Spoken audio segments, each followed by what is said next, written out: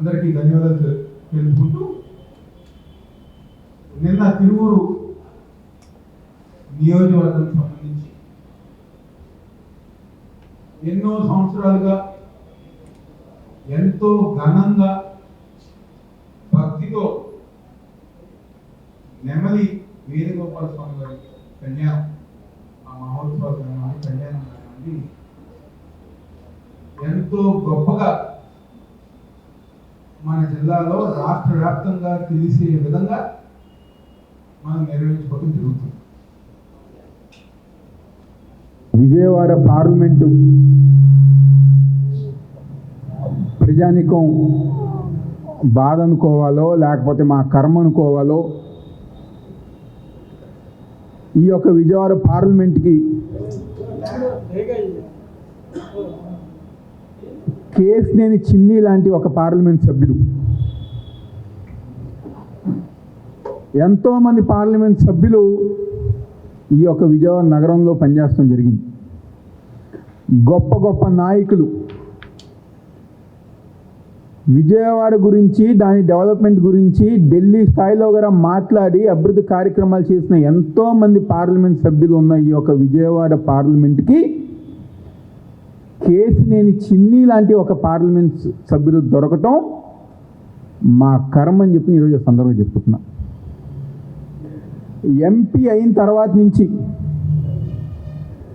ఈ యొక్క పార్లమెంట్లో ఇసుక కానివ్వండి, మట్టి కానివ్వండి, భూదందాలు కానివ్వండి, దేవాదాయ భూములు కబ్జా చేస్తాం కానివ్వండి, వసూలు కానివ్వండి, పంచాయతీలు చేస్తాం కానివ్వండి, చివరికి ఒక వీధి రౌడీగా, గోండాలుగా దేవుడు కళ్యాణంలో గల కొట్టుకునే పరిస్థితి తీసుకొచ్చారు ఈ యొక్క కూటమి ప్రభుత్వానికి సంబంధించిన ఎంపీలు, ఎమ్మెల్యేలు.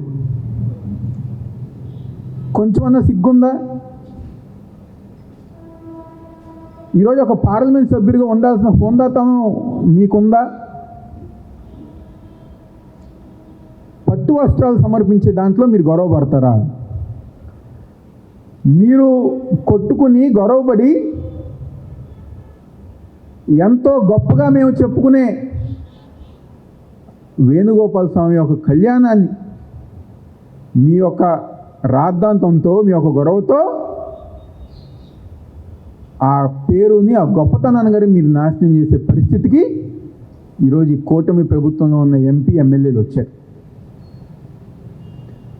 నాకు తెలిసి ఆ మహోత్సవంలో ఎక్కువ శాతం చాలా సందర్భాల్లో, అనేక సందర్భాల్లో స్థానికంగా ఎమ్మెల్యే పాల్గొంటారు, కుటుంబ సమేతంగా ఆ పట్టు వస్త్రాలు సమర్పిస్తారు, ఘనంగా నెరవేరుస్తారు.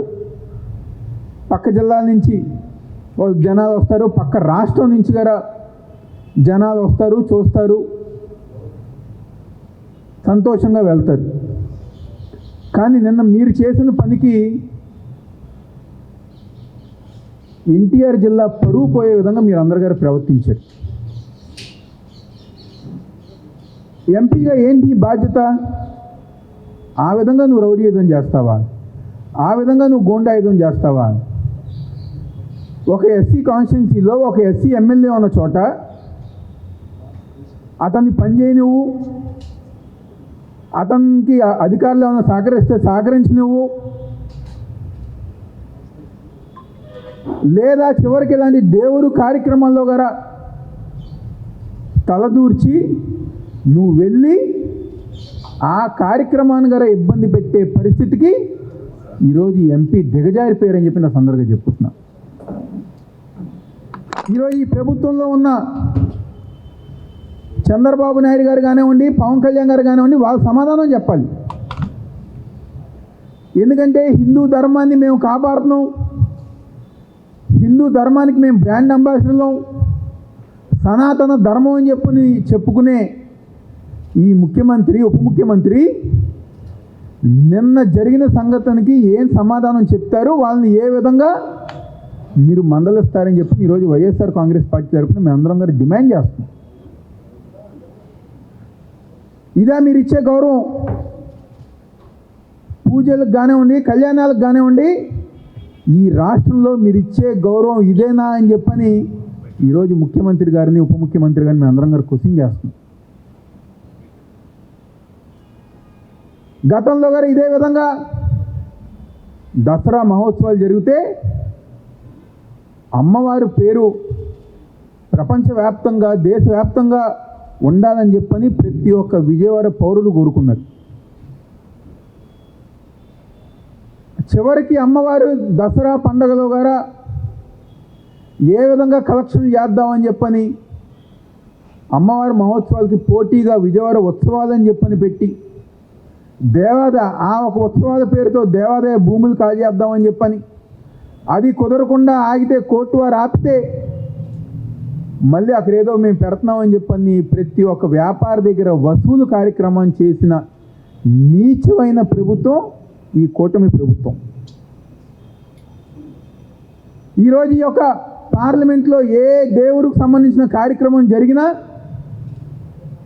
కూటమి పార్టీకి సంబంధించిన మనుషులు, ఎమ్మెల్యేలు, ఎంపీలు, వాళ్ళ నాయకులు, కార్యకర్తలు ఏదో ఒక రూపంలో ఆ కార్యక్రమాన్ని ఇబ్బంది పెట్టే విధంగా, ఆ కార్యక్రమాన్ని పక్కకు తీసుకెళ్లే విధంగా ప్రవర్తిస్తున్నారు.